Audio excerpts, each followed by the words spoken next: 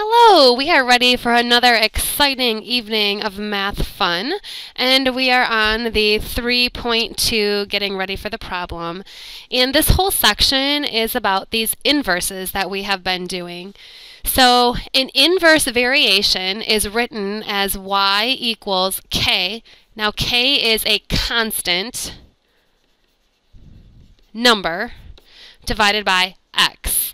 And to be direct, or to be a direct inverse, I'm just going to scrap all that. So down here, there's not a table or a graph, but I'm going to give you a table. And this is kind of like what we did yesterday at the end of the video. If 1 gives you 70, and 2 gives you 35, and 3 gives you 23 and a third, and 4 gives you 17 and a half, and 5 gives you 14, and 6 gives you 11 and 2/3, how can we analyze that data? You could make a graph of it. You could say, is this linear? Well, this decreases by 3 point something, but this decreases by like 45,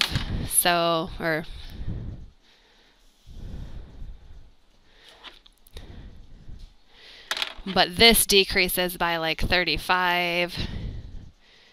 So, oh my gosh.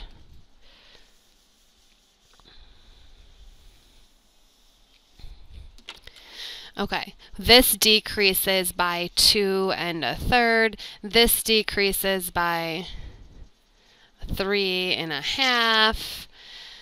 Over here, this decreases by 35. So these are definitely nowhere near consistent. So I'm going to erase that right now. So this is not linear.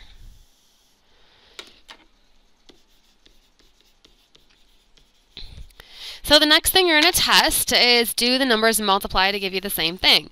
So 1 times 70 is equal to 70. 2 times 35 is equal to 70. 3 times 23 and a third is equal to 70. 4 times 17 and a half is equal to 70. Well, guess what? They're all equal to 70. So we can write our equation that says x times y is equal to 70. And you can solve that for y by writing y is equal to 70 over x. So this 70 is the constant of variation. That's the number, the k, that every single time the x times the y multiply to give you.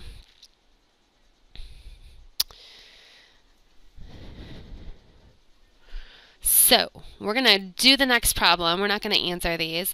If you were to make a graph of this, if you just recall quickly, these are these asymptotes, and the graph is not going to cross these lines because there's no shift. There's nothing added or subtracted.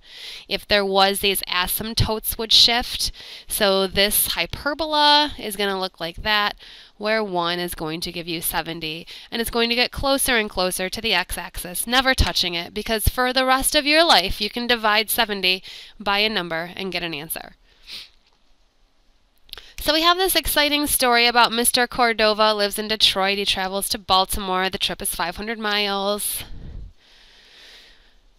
And these are his different notes of his 5 different journeys. Calculate the average speed for each trip. So, rate times time equals distance. Hopefully you remember this from science. So we want to calculate the average speed. We want to calculate this rate. So the rate would be the distance, which is 500, divided by the time. Always a 500-mile trip. So rate is 500 divided by time. So 500 divided by 1.5, I'm going to grab a calculator, is 333 and a third. And then that is rate, so that's miles per hour. 500 divided by 10 is 50 miles per hour. 500 divided by 14 is 35.714 miles per hour. 500 divided by 4 is 125 miles per hour. And 500 divided by 18 is 27.7 repeating miles per hour. So I'm going to put these numbers in numerical order. So I'm going to put 1.5 first, and then I'm going to put 4, and then 10, and then 14, and then 18. I think it's just easier to look at patterns when your x is in order. And since we're doing a constant multiple, the x is not necessarily going to go up by the same amounts. So just make sure you're watching that also. So this is 333 1/3. I'm just taking this data and I'm just writing it down here. 10 gave us 50, 4 gave us 125, 14 gave us 35.7, and 18 gave 27.7. So now we're going to draw a line. We know that x times y is 500, so we know this is y is 500 over x. So we know it's going to be this hyperbolic curve. Let's make a title, Mr. C's trip to Baltimore. And I don't know if they have labels. Nope. So the x value, if you look right up here, is time in hours, and the y value is average speed in miles per hour. So this is time, this is speed, miles per hour, hours. So 18 gives 27. So 18 gives 27.7. 14 gave 35.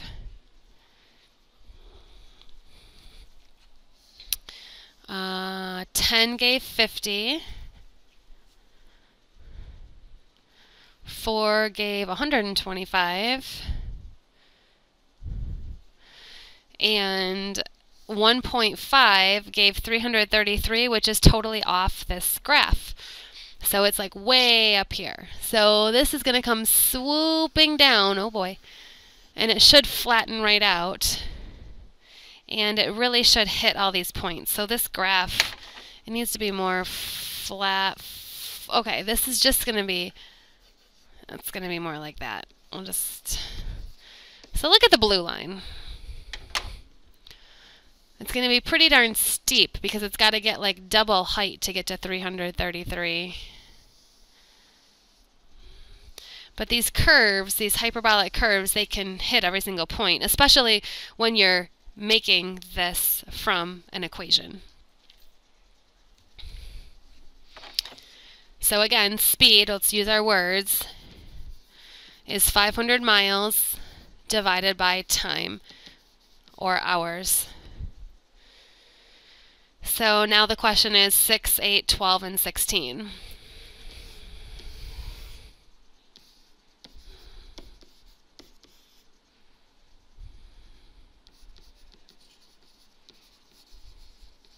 So 500 divided by 6, 83 1/3. 500 divided by 8, 62.5. 500 divided by 12, 41 2/3. 500 divided by 16, 31.25. So again, as you are getting a bigger time, your speed is decreasing. That's the inverse. These will go right over the top of our points. Like let's look at 12, 41 2/3. Nothing should change here. So 12, 41 2/3 is right here. This should go right through here in my awesome perfect curve. So nothing is changing. Every single one of those points will fit this curve perfectly.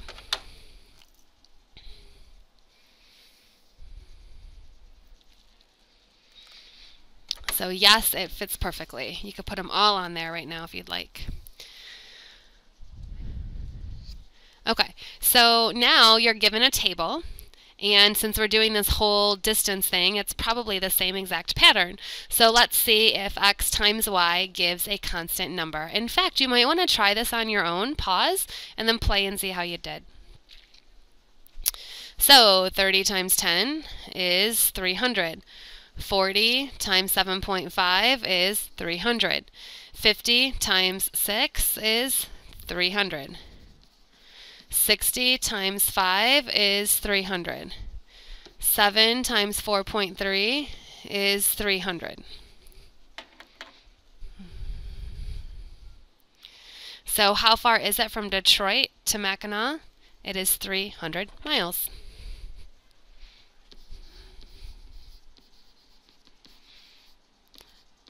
So that's your K, that's your constant of variation. That's what every number is going to always multiply to give you. And so the equation would be speed is equal to 300 divided by time.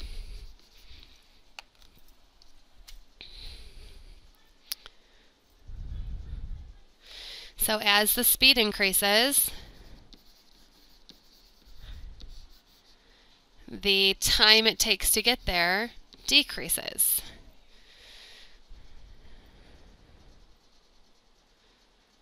So in a graph, that's going to look like this. So as x goes up, y goes down. This is a bigger x and a smaller y. In an equation,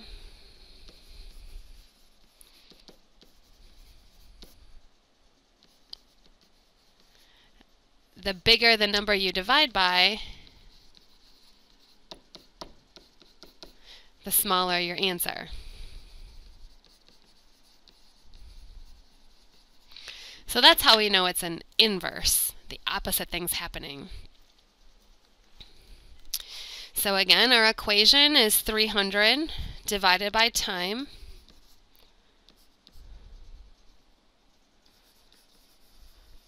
This is the same exact equation because we'd have speed times time is 300. So we could also write this as time is 300 divided by speed. Same thing. This is the same as this. They're all the same. So if you know that you have a 45 mile per hour perfect, always 45 mile per hour, which would be really hard, you could do 300 divided by 45, and you would get 6 2/3 hours. And if you knew you could drive 65 miles per hour the whole time and never change that,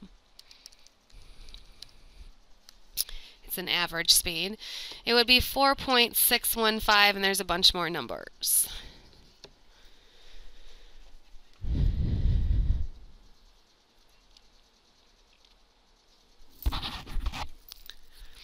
All right, so now he's going to drive an average of 50 miles per hour, and we're going to make a table with time and distance traveled. So after 1 hour, he will have gone 50 miles because it's 50 miles per hour. 2 hours is 100. 3 is 150. Each time we are adding 50 more miles. That's a 200.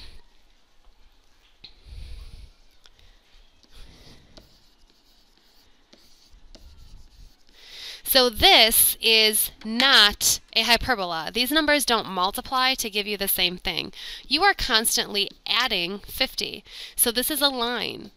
We're back to y equals mx plus b. 50 is your m, that's your slope.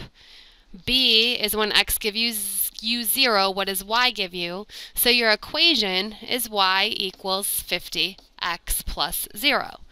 So to graph that, again, you want labels and a title.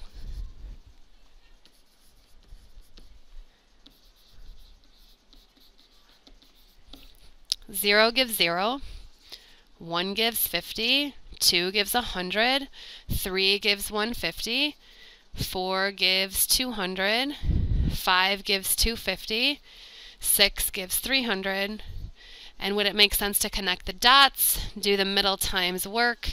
Yes. So we're going to connect our straight line. It should go through all the points. That's a perfect linear equation with a slope and a y-intercept. So we have our equation. And instead of x's and y's, let's write these with words. Whoops. So distance equals 50 times hours.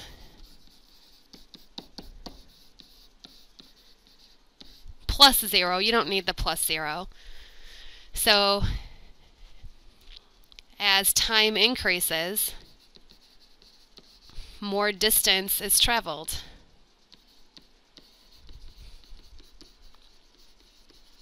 In fact, more specifically, every hour, 50 more miles are driven.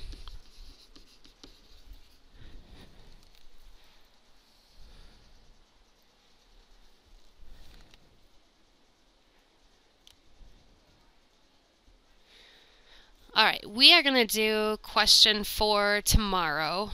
They're totally different because one is a line and the other is that thing called a hyperbola, because you're dividing by x. This is direct variation. As x goes up, y goes up. And this is inverse. As x goes up, y goes down. But I said we'd do it tomorrow, and I'm not true to my word, so I'm stopping. Have a lovely evening. I will see you tomorrow.